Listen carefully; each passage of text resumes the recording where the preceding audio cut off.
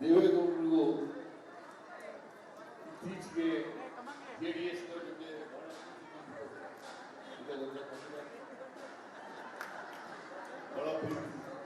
ಇದೇ ದೇವೇಗೌಡರು 2019 ಹೇಳಿದ್ರು ನರೇಂದ್ರ ಮೋದಿ ಆಗ ವಿರುದ್ಧವಾಗಿದ್ದರು ಬಿಜೆಪಿಗೆ. ಆಗ ಹೇಳಿದಂತ ಮಾತು, ನರೇಂದ್ರ ಮೋದಿಜಿ ನೀವೇನಾದ್ರು ಮತ್ತೆ ಪ್ರಧಾನಮಂತ್ರಿ ಆಗ್ಬಿಟ್ರೆ ದೇಶನೇ ಬಿಟ್ಟುಬಿಡ್ತೀನಿ ನಾನು ಅಂತ ಹೇಳಿದ್ರು. ಯಾರು ಹೇಳಿದ್ರು ಇದನ್ನ?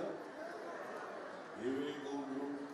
ಇನ್ನೂ ಒಂದು ಹೆಜ್ಜೆ ಮುಂದೆ ಹೋಗಿ ಹೇಳಿದ್ರು, ನರೇಂದ್ರ ಮೋದಿ ಏನಾದರೂ ಪ್ರಧಾನಮಂತ್ರಿ ಆಗಿದ್ರು ಮತ್ತೆ ಮುಸಲ್ಮಾನರನ್ನು ಓಲೈಸ್ಕೊಳ್ಳಿಕ್ಕೋಸ್ಕರವಾಗಿ ಏನಾದ್ರು ಮುಂದಿನ ತೀರ್ಮಾನವಿದ್ರೆ ನಾನು ಮುಂದಿನ ಜೀವನದಲ್ಲಿ ಮುಸಲ್ಮಾನ ಹುಡ್ತೀನಿ ಹೇಳಿದ್ರೆ ಇಲ್ಲೊಬ್ಬ ಮುಂದಿನ ಜೀವನದಲ್ಲಿ ಮುಸಲ್ಮಾನ ಹುಡ್ತೀನಿ ಹುಟ್ಟಿದ್ರ. ಈಗ ನರೇಂದ್ರ ಮೋದಿ ಅವರು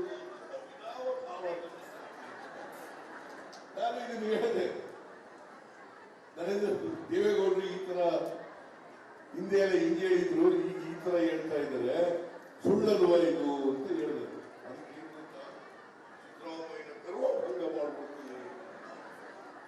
ನಾನು ಹೇಳಿದೆ, ದೇವೇಗೌಡರೇ ನನಗೆ ಗರ್ವನೇ ಇಲ್ಲಪ್ಪ, ಇದು ಭಂಗ ಇಲ್ಲ, ಭಂಗ ಹೇಳಿ ಮಾಡ್ತೀನಿ, ಗರ್ವನೇ ಇಲ್ಲ ನನಗೆ. ಗರ್ವ ಇದ್ದಂತಾನೆ ಭಂಗ ಮಾಡೋದು. ನಮ್ಮ ಕಡೆ ಎಲ್ಲ ಗಾದೆ ಇದೆ, ಒಂದು ಇದ್ದಂಗೆ ಹೇಳಿದ್ರೆ ಎದ್ದು ಬಂದು ಇರುವಂತ ನಿಮ್ ಕಡೆ ಹೇಳ್ತಾರಲ್ಲ, ಹಂಗೆ ದೇವೇಗೌಡರಿಗೆ ಸತ್ಯ ಹೇಳಿದ್ರೆ ಆಗಲ್ಲ. ನೀವು ಯೋಚನೆ ಮಾಡಿ, 10 ವರ್ಷ ಆಯ್ತು ನರೇಂದ್ರ ಮೋದಿ ಅವರು ಪ್ರಧಾನಮಂತ್ರಿಯಾಗಿ. ಏನಾದ್ರು ಮಾಡಿದಾರ? ಬೆಂಗಳೂರಿಗೆ ಏನಾದ್ರು ಮಾಡಿದಾರ? ಕುಡಿಯ ನೀರು ಕೊಡಲಿಲ್ಲ. ನಮ್ಮ ರಾಜ್ಯದಿಂದ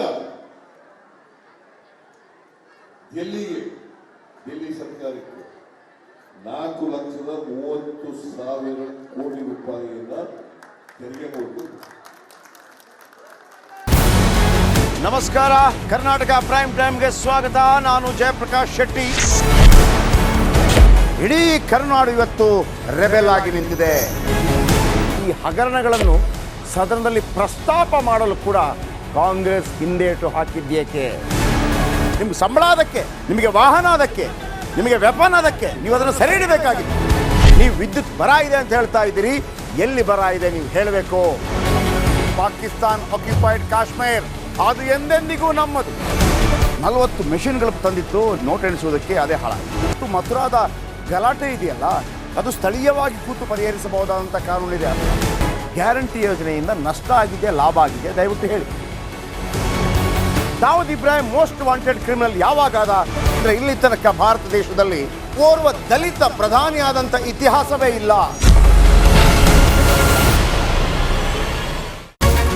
ರಿಪಬ್ಲಿಕ್ ವರ್ಲ್ಡ್ ಆಪ್ ಇದು ಕೇವಲ ಅಪ್ಲಿಕೇಶನ್ ಅಲ್ಲ, ಸಮಗ್ರ ಸುದ್ದಿಗಳ ಸಂಪರ್ಕ ಮಾರ್ಗಕ್ಕೆ ಕ್ರಾಂತಿಕಾರಿ ಬದಲಾವಣೆ. ರಿಪಬ್ಲಿಕ್ ವರ್ಲ್ಡ್ ಆಪ್ ಕೇವಲ ಸುದ್ದಿ ಅಪ್ಲಿಕೇಶನ್ ಅನ್ನ ಪರಿಚಯ ಮಾಡ್ತಾ ಇಲ್ಲ, ಬದಲಾಗಿ ಡಿಜಿಟಲ್ ಸುದ್ದಿ ಬಳಕೆಯ ಹೊಸ ಯುಗಕ್ಕೆ ನಾಂದಿ ಹಾಡ್ತಾ ಇದೆ. ಇದೊಂದು ಬ್ರೇಕಿಂಗ್ ನ್ಯೂಸ್, ಪ್ರಭಾವಶಾಲಿ ಕಾರ್ಯಕ್ರಮಗಳಿಗೆ ಗಟ್ಟಿಯಾದ ವೇದಿಕೆ. ರಿಪಬ್ಲಿಕ್ ವರ್ಲ್ಡ್ ಅಪ್ಲಿಕೇಶನ್ ಈಗ ಲೈವ್ ಆಗಿದೆ. ಗೂಗಲ್ ಪ್ಲೇ ಸ್ಟೋರ್ ಮತ್ತು ಆಪಲ್ ಆಪ್ ಸ್ಟೋರ್ ಎರಡರಲ್ಲೂ ಲಭ್ಯವಿದೆ. ಈಗಲೇ ಡೌನ್ಲೋಡ್ ಮಾಡಿ.